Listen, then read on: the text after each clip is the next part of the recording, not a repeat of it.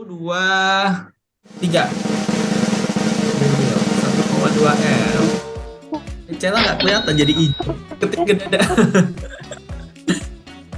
750 sampai 1 miliar.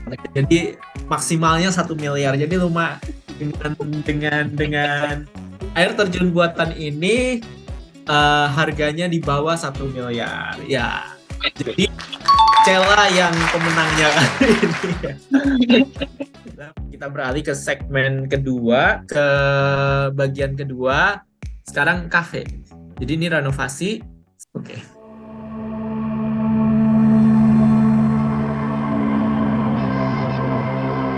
Nama saya Hans, dari Sela Design. Sekarang kita lagi ada di proyek Kopi Tembem di daerah Trogong, Jakarta Selatan.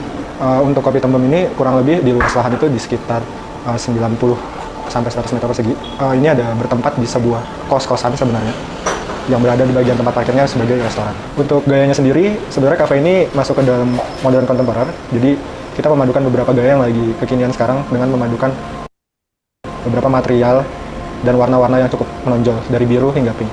Karena proses pembangunan ini dimulai saat pandemi, ada ketakutan owner saat itu adalah kayaknya kafe saya nggak akan laku nih. Coba gimana bikin kafe ini bisa lebih menarik dan mendatangkan banyak orang, jadi bisa long last. Gitu. Untuk struktur sebelumnya ini, mereka menggunakan semuanya kayu, jadi yang suara itu udah pasti semua keluar. Untuk tantangannya sih ketika mendesain tempat ini ya, karena ini kan sebenarnya bangunan existing, jadi kita nggak bisa ngerubah banyak struktur bagian area kita, jadi hal itu berpengaruh sama posisi kos-kosan yang ada di atas. Jadi, untuk dinding sih standar kita menggunakan cat biasa, marmer untuk top labelnya, marmernya lebih bukan marmer, teraso. Kemudian ada wall panel dari HPL. Kemudian juga ada penggunaan cat-cat yang kayak stucco. Untuk area outdoor kita lebih penggunaannya itu besi dan kayu. Jadi semuanya kita coba padukan dalam cafe ini. Untuk durasi desainnya sendiri itu kurang lebih 2,5 bulan. Kemudian ada proses pembangunan itu kurang lebih di 6 bulan sampai 8 bulan. Dan proses pembangunan itu berjalan sama perubahan desain, karena memang ada beberapa desain yang berubah ketika proses pembangunan. Itu berefek dari posisi struktur yang tidak bisa diubah tadi.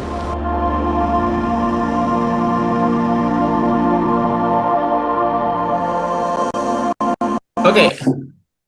Kalau ini kita bahkan punya breakdown-nya. Nanti kita lihat satu-satu breakdown-nya. Takut. Oke, silakan di-reveal. 1, 2, 3. Diulang lagi. 350 juta. Ya. Awo 400 juta. Mari kita lihat. Boleh. Ya, breakdown harganya. Tara.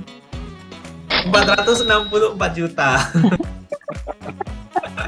Wow. Berarti di sini pemenangnya adalah Pak Awo. Yeah. Oke, ini jadi breakdown-nya. Dan ini udah dibahas, ada YouTube-nya kemarin. Oke, berarti Pak Awo tahu caranya untuk bikin jadi 400 juta. Mengurangi 64 juta. Gimana caranya? Sebetulnya karena tadi tebakannya nggak termasuk interior sebetulnya.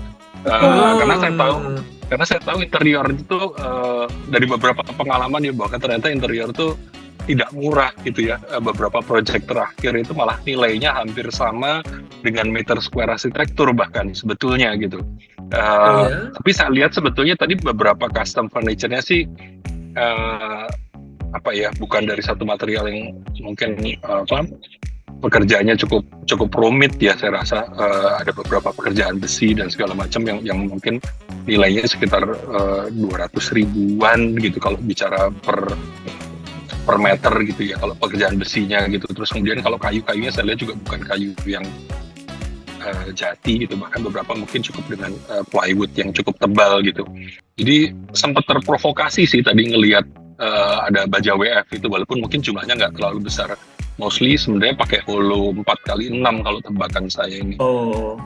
Atau bahkan mungkin sekitar 5x10 mungkin paling besar, tapi kayaknya sih cuma 4x6 ini gitu, which is terus kemudian dianyam gitu, jadi cukup rigid gitu. Nggak terlihat sih di atasnya itu apakah betulan kaca atau sebetulnya solar puff ya, kalau bicara ya. Jadi mungkin sebetulnya kayak fiber tapi lebih tebal ya. Tapi cukup tebal gitu. Ngebentuk ambience itu kan mungkin akan punya porsi yang lebih besar gitu. Tanaman itu juga saya lihat di sini sangat membantu sih untuk ngebangun atmosfer yang yang teduh gitu, Adem yang gitu ya. seolah-olah dingin ya gitu. Terus jadi ya mungkin kurang lebih itulah pertimbangan untuk Oke, Shell. Tadi nebak 350 juta, apa nih yang bisa diakalin kalau misalnya klien mau bikin kafe begini dan lo kasih budget segitu gitu. Ini berangkat dari pengalaman tadi disclaimer dulu di depan, tadi ini perhitungannya tanpa furniture ya, karena biasanya tanpa furniture tuh yang lepasan juga sama. Betul. Bangku-bangkunya, karena bahkan tanpa tanaman, tanpa pot-pot bunga juga. Ini ya. Ya, oke. Betul, tanaman, hiasan, dekorasi atau ya yang lain-lainnya deh. Tapi kalau yang ini yang apa, penutup atas ini ceiling sudah sih harusnya udah masuk lah. Tapi yang sifatnya dekoratif lah, yang sifatnya sifatnya dekoratif enggak, oke. Apalagi kalau untuk versi retail kan biasanya orang pemiliknya ini akan lebih gatel ya untuk aku mau nyari sendiri dong. Nanti mau cari di mana yang lebih murah, kayak kita sih kasih di depan pasti, tapi rata-rata menurut pengalaman kita ujungnya mereka akan tarik sendiri dan mereka cari sendiri gitu. Baik itu dari kafe yang lain diambil atau temennya ada sisaan dari usaha sebelumnya kayak gitu lah. Gitu. Nah kalau dari bangunannya sendiri, kenapa aku bisa bilang 350 juta? Karena dia yang paling banyak mengurangi itu tadi strukturnya, kan dia pakai yang utama. Maksudnya existing itu nggak harus ada perubahan. Lalu secara fasad juga yang bertambah menurut gua nggak banyak juga, karena hanya si area teras ini nih, kanopi ini. Per meter perseginya kurang lebih kalau dibagi tadi 3,5 juta, jadi mirip-mirip juga dengan harganya Pak Awos sih. Maklum sedang segitu. Oke. Kalau retail tuh enaknya itu banyak banget cara untuk ngakalin, karena kan karena mereka juga seharusnya sudah memikirkan untuk ya dalam 5 tahun gua akan renovasi mau gimana pun biar brandingnya tetap up to date gitu kan. Jadi barang-barangnya tuh bisa kita mainin, yang nggak harus se-store di kalau itu rumah tinggal, tapi penampilannya menarik. Kalau yang tadi yang bagian depan polikarbonat siang kelihatannya bergelombang, tapi kalau malam kena lampu jadinya mewah. Oh, betul juga ya. Jadi karena efek siang dan malam mahal, tapi kalau bisa bikin efek-efek seperti itu di kafe atau di komersil yang lain bisa coba gitu ya. Areanya juga apalagi kan kosan kan, pasti rame-ramenya itu malam-malam nih anak-anak kosan yang pulang, terus hangout teman-temannya lah, atau ini kebetulan ada di pinggir jalan apa tadi, Trogong ya atau di mana kalau nggak salah. Oke, ya jadi itu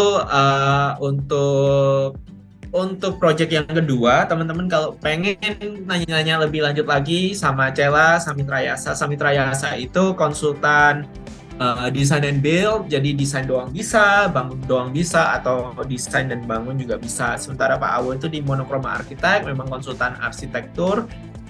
Silakan, ada nomornya di depan sini, ada emailnya juga, ada websitenya juga, boleh nanya-nanya lebih lanjut kalau pengen konsultasi.